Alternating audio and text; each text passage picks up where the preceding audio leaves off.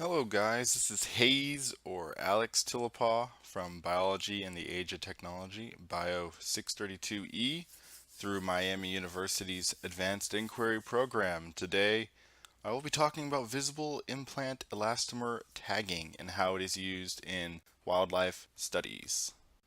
Scientists, conservationists, and just in general people ask questions about their world. And one of the biggest mysteries to mankind with regards to wildlife has to do with animal migration, both how and why it occurs.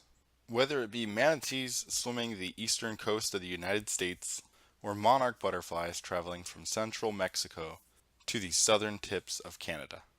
The process of studying these migrations has always been a big challenge for scientists, as one cannot physically just follow the animals as they travel hundreds to thousands of miles by air, by sea, by land. Thus, scientists have turned to alternative ways of tracking these animals, the most popular one being tagging. Back as far as 200 BC, there is evidence of Romans trying out tagging on birds by tying bits of string to their legs to see if they would return to the same places. In more recent times, scientists have begun developing more advanced methods of tagging, which allow detection of marked animals via radio or satellite. You'll see things such as collars on wolves, or skin-piercing tags on aquatic animals such as sharks. Along with these physical limitations, there is great difficulty implanting a tag on certain small or soft, slimy, or aquatic wildlife. For instance, an octopus. How would one put a collar or pierce an octopus without damaging it? This is where visible implant elastomer tags come to use. VIET, as I will call it from here on out, is a unique system of tagging because unlike most other tags, these are internal, using only a small injection with a syringe on any animal with thin, soft, or see-through skin makes it traceable. The colors are usually bright red, greens, yellows, pinks, purples, and very obvious, especially on gray, brown, dark blue fish. It is most commonly used on fish, but has also shown great value in marking and tracking crustaceans, cephalopods, gastropods, reptiles, amphibians, even small mammals, and arachnids. In 2013, a study was performed on the zebrafish using VIET. Claudia et al. Tested a variety of different implant locations with the goal being to determine the effectiveness of the implant as well as if they had any impact on the growth and development of the fish. The zebrafish used were good test species for VIET thanks to their small size and their aquatic nature.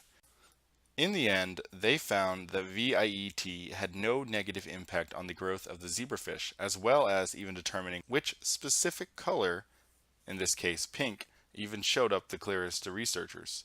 They also were successfully able to tag 120 fish in only an hour, which supports the idea that this method of tagging has great use in large quantities. It was determined that VIET was highly suitable for small-sized zebrafish.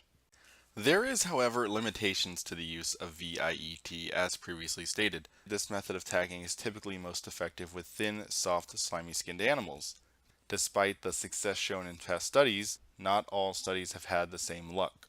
In 2012, Brunelli et al. Found that of 17 anurans, which are frogs and toads, tested using VIET for effectiveness, a massive 50% experienced tag movement and 70% of all individuals were potentially misidentified. As a result, they recommended against the use of VIET in studies, but despite this, I want to point out how small the sample size was here of only 17, and we have no idea how these researchers did their tagging.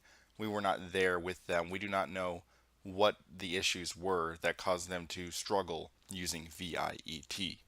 2 years later, Sapsford et al. Performed a more in-depth study, which I hold with higher regards, that used over 1,200 anurans, specifically the common misfit frogs, and VIET in their study. They found 84% of marks remained readable throughout the study, which is a stark contrast to the previous. Though this study contradicts the previous, I personally put more faith here in large part to the massive sample size tested compared to the other.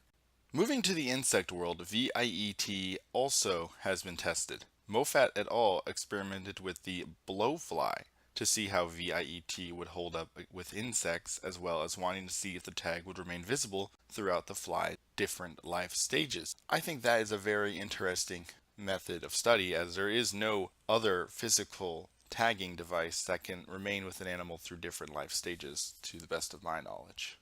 Amazingly, these researchers found VIET to work. 80% of flies tagged not only survived, but also retained their marking throughout their life stages. This is phenomenal. Visible implant elastomer tagging is a remarkable technology now available to researchers.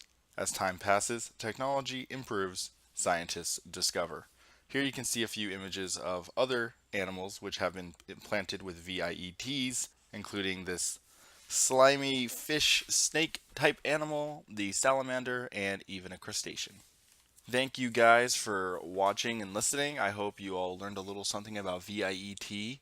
I apologize for how late this narration and final product was uploaded, but I look forward to the rest of the semester.